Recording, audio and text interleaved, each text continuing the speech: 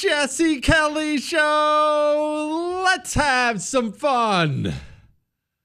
On a Friday, I just want to give you a hearty congratulations from me, from us here at the Jesse Kelly Show to you. You have done it. Every time you make it to the end of the week, it's worthy of putting a smile on your face. Plus, it is Good Friday, and we should all be celebrating that. Chris, thank you, Jesus, for dying for us. Here's what we have on tap for tonight. Yes, I will answer a couple of these Pam Bondi Epstein list emails, but I want you to know that's not going to last long. The questions are too good. I don't even know where to begin. Someone wants to know about having a baby. Is he going to look at his wife differently? Private gun ownership here in America versus abroad. Wealthy societies throughout history. Cups of coffee. The Republican Party and my changes throughout the years. All that, so much more coming up tonight on a world famous Jesse Kelly Show. Let me first begin with something totally different, though. I will get to the questions in a minute. There's a great example of something out there right now. You see, diversity, equity, inclusion, all this stuff. This is stuff you're aware of. This is stuff we rail against all the time. But some people were confused how and why this got implemented in really important organizations. One of those organizations I'm going to point out, this is going to come back to David Hogg, actually, but one of those organizations I'm going to point out is the FBI. This is just a perfect example. The FBI is just the one I'm picking on at the moment. This applies to everything, government, businesses, everything. This is what happened, you see. There are, or at least there were, standards in the FBI for how you would get promoted throughout the years. And look, in any organization, government or otherwise, you generally want some standards there, some achievable goals that your employees can look to and say, hey, if I do that, I will get promoted. Me, I was selling RVs before I started doing radio 6 years ago. It was pretty easy in the organization I was involved in, which is gone now. They got bought out by some big corporation, but it was pretty easy to figure out how you would get promoted to sales manager, and then from there, how you would get promoted one notch above to general manager. It's really cut and dry. Sell. Be a good seller. If you're one of the better sellers, plus you show some leadership, the interest, the ability to help others with their deals, then they're going to look at you when it's time to pick a new sales manager and say, look at that guy, look at his sales. And same thing for general manager. Who are my best sales managers? Look at that guy. Let's make him a GM. It works the same in your job in some way. With the FBI, they had metrics they would use. But Barack Obama, the committed America-hating communist, got in there, and you see he had a goal in mind, and that's where he started. Started with the goal and then worked back from there, as we all should do. His goal was, hey, here's this huge federal law enforcement arm. All these guns, all this power. They have all this power, 35,000 employees, the power to destroy lives. They have offices all over the country. How do I use that against Republicans? How do I use that against my political opponents? Well, I have to change the organization because the law is not going to allow me to do that. And the men and women who are there, who are actually crime fighters, they're not going to want to do that. So what I need my people.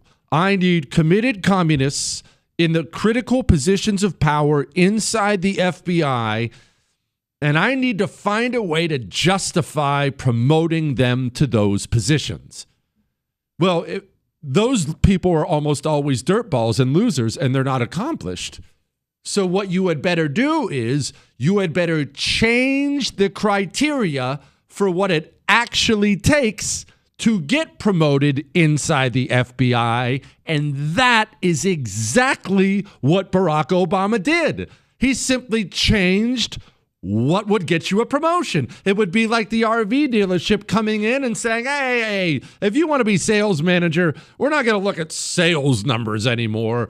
Who's the first one to bring the boss a cup of coffee in the morning? The first one to bring the boss a cup of coffee in the morning, that's the kind of go-getter we need as sales manager.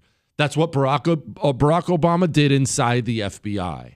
And from there, once he put those new standards into place, from there, this disgusting, poisonous system really produced its own results. From there, scumbag losers rose to all the positions of power inside the FBI. The good cops got frustrated, quit, or kept their heads down, shut their mouths, while the FBI got turned into the evil state police agency that it currently is, known as the Cheka. They simply adjusted the standards of how you get promoted. They took what was important, they tossed it in the trash, and they chose to focus on unimportant things because it would benefit them in their communist revolution. Which brings us perfectly to David Hogg. David Hogg. Now, you probably know who this human being is by now because he's all over the television set all the time. But what he is one of the great examples of communists promoting and supporting each other and turning each other into wildly successful people without having to actually accomplish anything of note at all. What's the David Hogg origin story? Because right now he's the vice chair of the Democrat National Committee. That's a big deal. And I bet you he gets a really nice paycheck. I guarantee it's six figures, and I bet you it's comfortably six figures, if not more. How do we get plagued with this guy? How is this moron on television? How did we get stuck with this guy? Because we go out there as Democrats all the time and say democracy is the most important thing. We have to defend democracy. We fail to acknowledge that this generation, democracy is what put us through school shooter drills and school shootings. It's what's put us through the climate crisis and so much more. What we have to do is prove that democracy matters by standing up to the special interests that are killing the American dream and making our young people lose faith, not only in our party, but the future of this country. That is why we're doing. What? What did he just say? I don't even know if I can criticize it. I'm so confused as to what he's just dumb. Why do I have to listen to that dumb? Well, David Hogg rose to prominence after the horrible Parkland school shooting in Florida. You remember that it was a horrible shooting. I'm not going to name the shooter. I don't do that on the show. It was one of those ones where the cops sat outside while kids were dying. It was just a really terrible thing. And from there, this school shooting survivor emerged. And that was his cell. And what he was really doing is he was rallying for Democrat causes. Immediately, he rose to national prominence as a gun grabber. Hey, I'm David Hogg. I survived a school shooting. You should give up your guns. Hey, I'm David Hogg. There was a school shooting. I just survived it barely by the skin of my teeth. Give up your guns. He became an incredible spokesman for the communists who want to disarm you so they can hurt you. Remember, that's why communists want you disarmed. That's why Democrats rail against the Second Amendment. They want to hurt you. It's not more complicated than that. And he became, well, I mean, how do you argue against that? How do you argue against that? This is a kid. And he was a kid at the time. He was in high school. This is a kid who just survived what might be the worst thing in the world, a school shooting. This is a kid, and even he says you should give up your guns? Well, I mean, hey, he's been through a lot. Maybe we should. Honey, what do you think? Maybe we should give them up. Look, he's a kid. Look at the kid. That's why he rose to prominence. He was carrying the communist message, and he was an effective messenger. But is he a school shooting survivor? Oh, I know there was a shooting at the school. I know that he was there. Where was he in the school? Was he dodging bullets?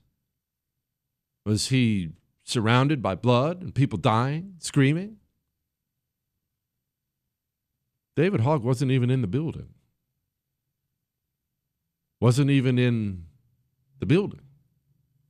He was just an attendee at the school in a totally different building. But he was sold to you as a school shooting survivor trying to save lives. Oh, I'm not done yet. We'll finish up on Hogg, then we'll move on to questions. He's just the perfect example of the ridiculous soft communist system we have now.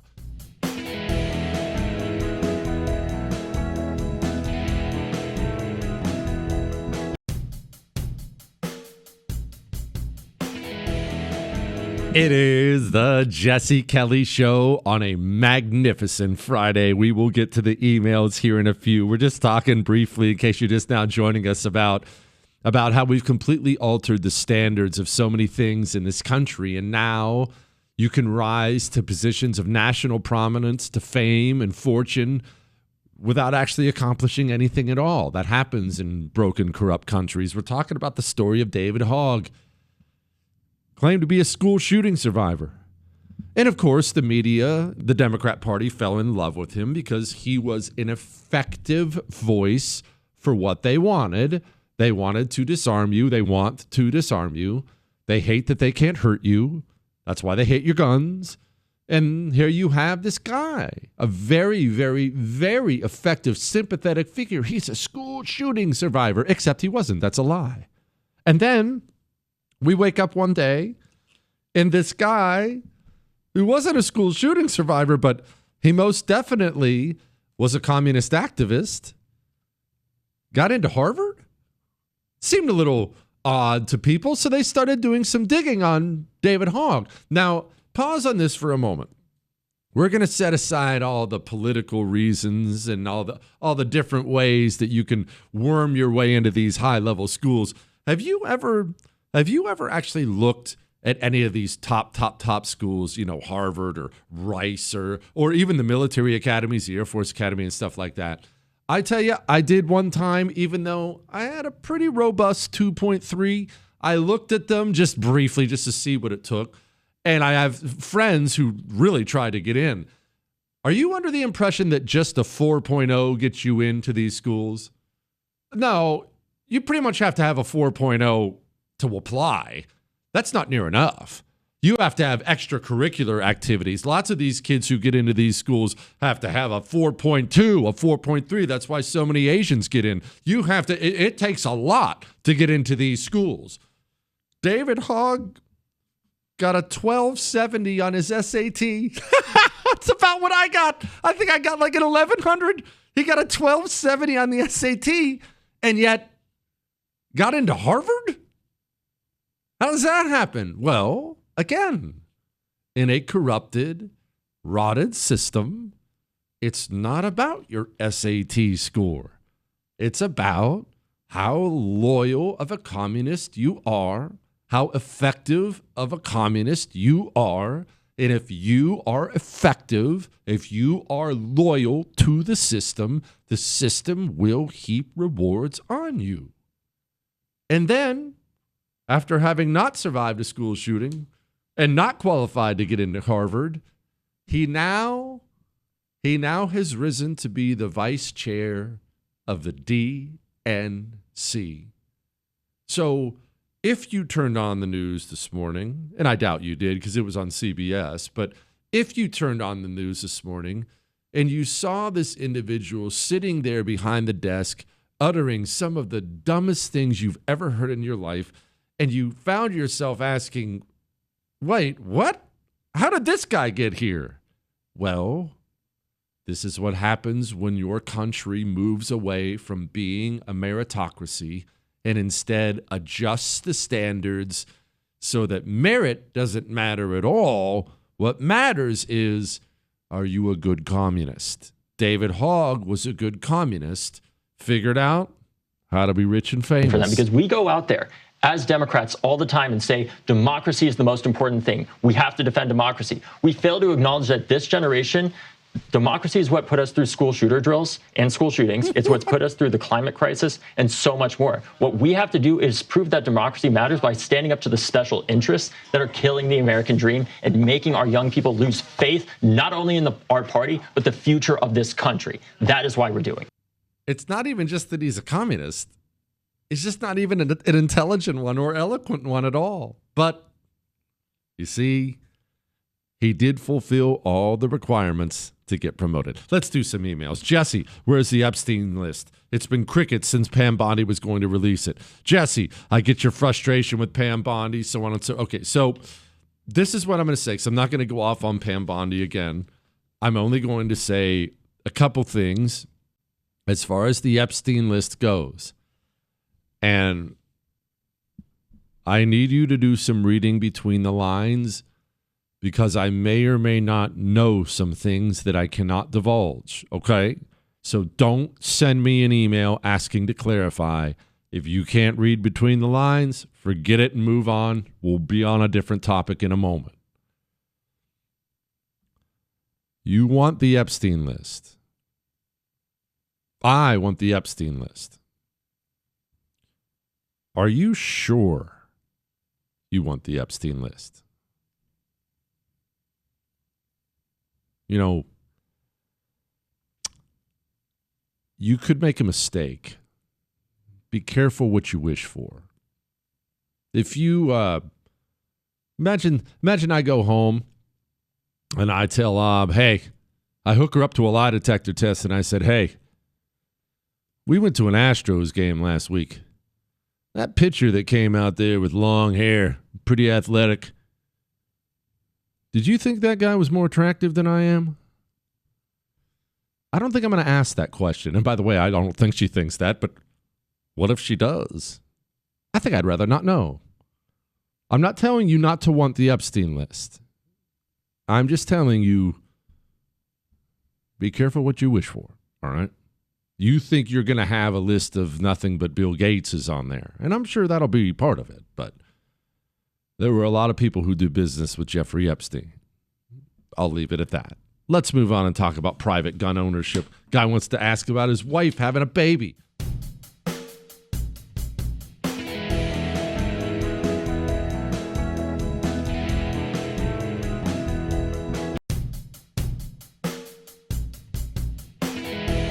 It is the Jesse Kelly Show on just a completely wonderful Friday. I'm in such a great mood today. I want to do a bunch of emails. Let's do some emails, shall we? In fact, let's talk about this one. Jay Steele, the world needs more private gun ownership.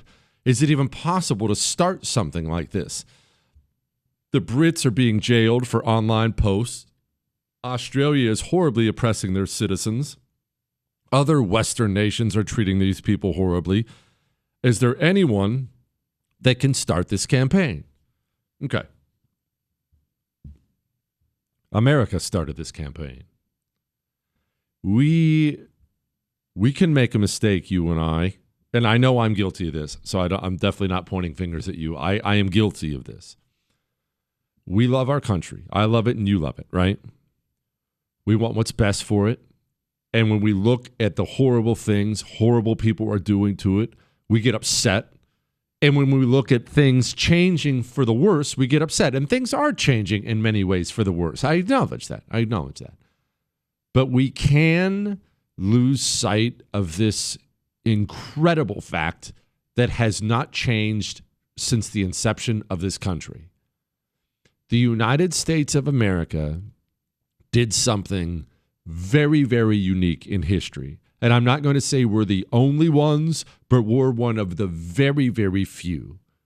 You see, there have been many countries, well, some countries, I'll put it that way, historically, that have tried this freedom thing in various ways, meaning the people are represented. Instead of being lorded over and ruled over by some sort of a king, The people have representation. The people have a voice. The people have some level of power. And you know that the Greeks worked with this. And some of the Greeks, right? The Greek is a strong way to put it. There were a bunch of different Greek, but the Greeks worked with this. And the Romans worked with this. And there have been societies in history that have, hey, you know what we need is a Senate, an elected legislature of some kind where the people can vote.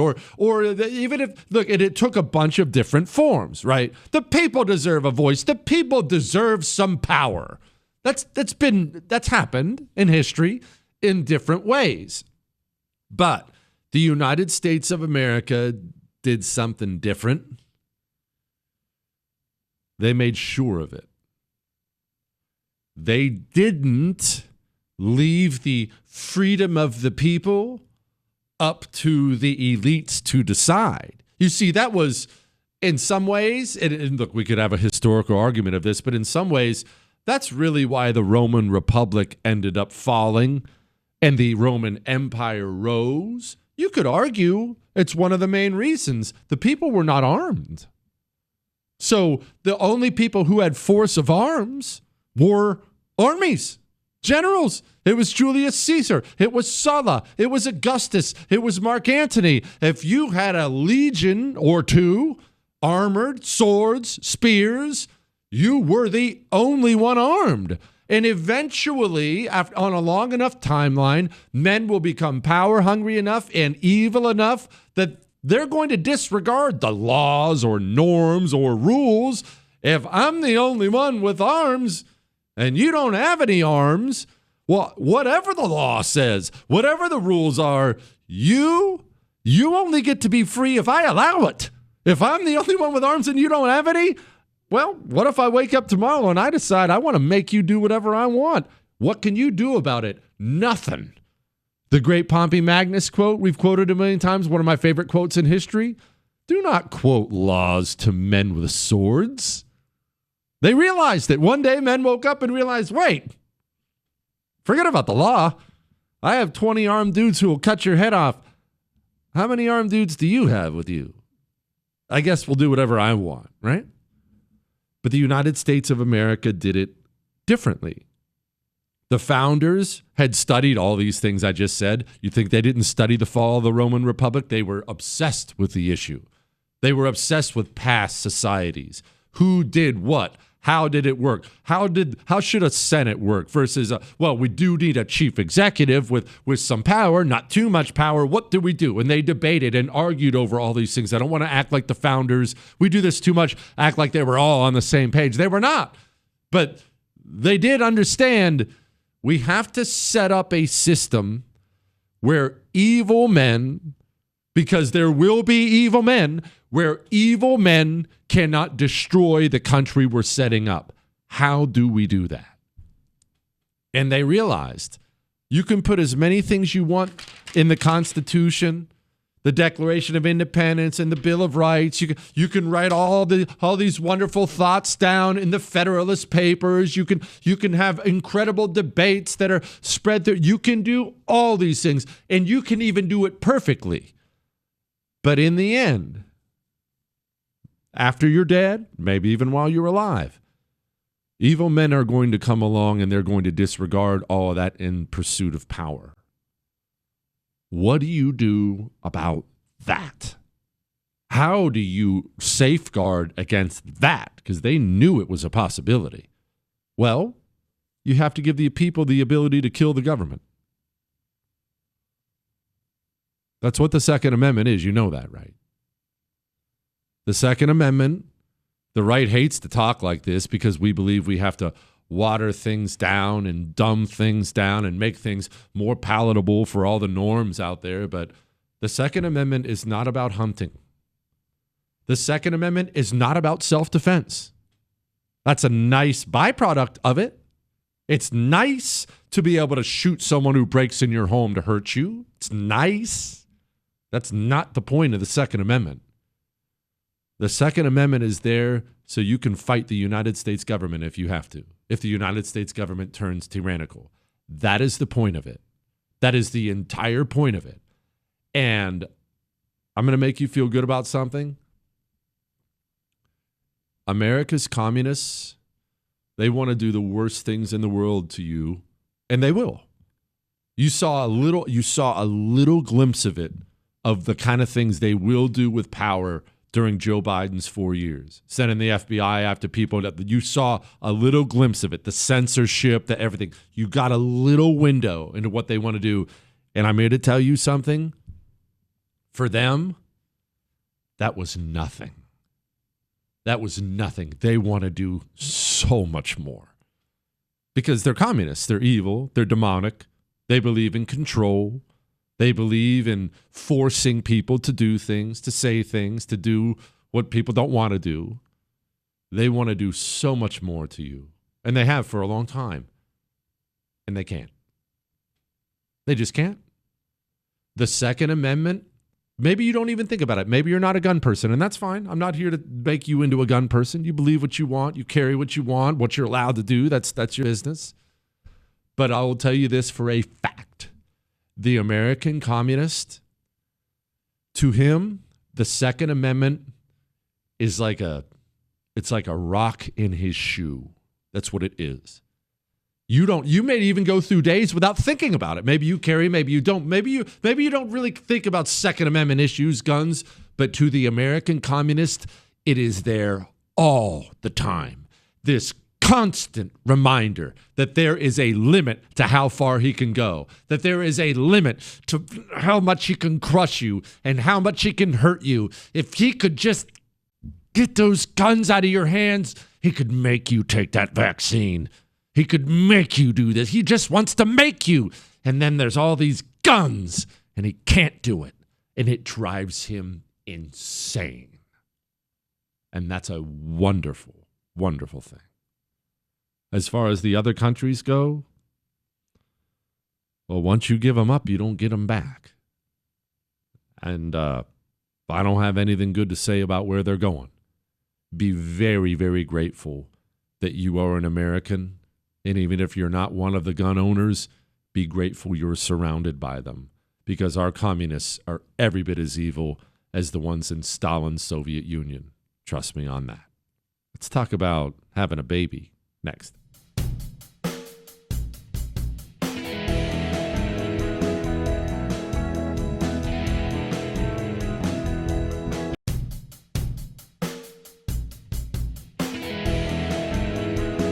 It is the Jesse Kelly Show on a wonderful Friday, reminding you can email the show, and you should email the show your questions. Email those into jesse@jessekellyshow.com. All right. Let's talk about, well, I'll just read the question. The subject of this one is having children. My wife and I will be celebrating our 10-year wedding anniversary in a few weeks. We haven't had kids yet. However, I think that may change soon as we're getting more serious about starting our own family of tiny anti-communists. My question is, how much does your view of your wife change after having kids? Did your feelings towards Aubrey change at all when she bore you sons? Also, do I have to watch their heads pop out of there? Obviously, I want to be in the room, but I'm not sure I have the stomach for that. Please pray for me and my wife so we can have a few healthy sons of our own. Okay, so one, say a prayer for this man and his wife as they get ready to try to have babies. This is something that is a wonderful, yep, absolutely, Chris. It's a wonderful thing. Chris, the Jewish producer, Chris has a kid. Corey has a kid. We believe in having kids and families on this show if that is God's calling for your life. Okay, so good. Say a prayer for these people. Now, does your view of your wife change? I'm assuming you're going to talk about physically. And so, listen, I understand dudes who are honest about this, who get worried because when she gets pregnant, she's going to get fat. She is. She's going to have to carry a baby around. She got to put on some weight, plus the baby. She needs that for the baby and everything like that. Are you going to be not attracted to your wife? And then there's the birth, of course, which can get a little messy, if you will. Can get a little bit messy. I'll leave it at that because there are kids listening. First of all, do not worry about the physical aspect of it. I will tell you, I have fond memories of Ob being pregnant. It was actually hilarious. She's like this tiny little thing. She's like 5'2" or something like that. Just this tiny little gymnast. And she grew, instead of, like, as she's staring at you, instead of wider, like all of her baby weight just came out the front. So her stomach, I swear, I mean, it wasn't, but I swear her stomach was 6 feet long at one point in time. It was just all out the front. And so there's this tiny little thing waddling around with this big old baby twice. It was, yeah, oh yeah, Chris, you should see. She turned to the side and you're all, whoa, whoa, whoa. It's not going to bother you at all. You're probably going to love it. We have fond memories of, because women get all kinds of different food cravings when they're pregnant. Ob is, she's a healthy eater. That's really annoying, but she's a super healthy eater. I've told you before about Dairy Queen. I'm not a huge Dairy Queen guy for sweets. I love their burgers. I'm a Dairy Queen guy. I like Dairy Queen. Ob, I don't know that outside of pregnancy, I don't know that I've seen her go to Dairy Queen 5 times in my entire life. She became obsessed with Dairy Queen soft serve ice cream when she was pregnant, to the point we had one 15 minutes from our house, and I was working construction at the time. It was the norm. I would call her when I was on the way home, and she would ask me to go by Dairy Queen to pick her up an ice cream cone, and sometimes we'd be home. And she'd be, I really want some soft serve. Would you go get me the? Yes, honey, I'll go get you some. We laugh about that still to this day, how she just hoffs down Dairy Queen soft serve ice cream by the gallon. It's good. Now, that was all the good parts of it. Let's talk about the actual birth itself. You're not going to enjoy it. All right, you're not. And the people who tell you are, there's 2 types of people who tell you you're going to enjoy the birth of your children, okay? Your wife, because she's the one who has to go through all the misery, so she'll pretend like you should enjoy it. You won't. And liars. Those are the only kinds of people who will tell you you're going to enjoy it. There's nothing enjoyable about it. Your wife is in pain, and you can't do anything about it. And for dudes, that's just the worst thing in the world. Fix her. Do something. She's hurting. So that's terrible. You're exhausted because you don't want to sleep. You want to be there to support her. You don't want to sleep. So you're tired. Did I ever tell you my dad stopped to get a meatball sub on the way to the hospital when my mom was in labor? Anyway, so you're tired. You're hungry. Your wife is in pain. And hey, the physical aspect of it. Unless this is something that's really, really, really important to your wife, stay above the waist. Okay? There's no law. You said you don't think you can handle it, and I'm here to tell you right now, I don't have any squeamishness when it comes to injuries and things like that. I'm just not that way. Blood does not bother me. I've never been that way. It's a lot. It's a lot to take in. And yeah, Chris, I watched. Yeah, I know. Yeah, I did. I watched. I wish I could do that over again. Okay, I wish I could do that over again. Unless your wife demands it, I would stay above the waist. If you are already cracking, if you're already in the I'm not sure I can do it thing, you really need to stay above the waist. Corey, did you stay above the waist? Oh, C-section. Okay, but that's a whole different ballgame there. I can't speak to that. Ob didn't have one of those. I don't know about that. That's scheduled and all that other stuff. If it's going to be a natural, I don't know, how do you say it? Out the cattle chute or whatever. Is that not the way to, what, Chris? I don't know how to say it. If it's going to be one of those things, there are kids listening. I don't know what you want me to say. If it's going to be one of those, stay above the waist. Okay, there. That's all I'm going to say. Stay above the waist. All right. I'm going to talk about politicians. I'm going to talk about Adam and Eve having belly buttons. I really want to talk about these killers, though, first. Okay, we always have these killers, and someone wants to talk about manifestos. What's up with their manifestos?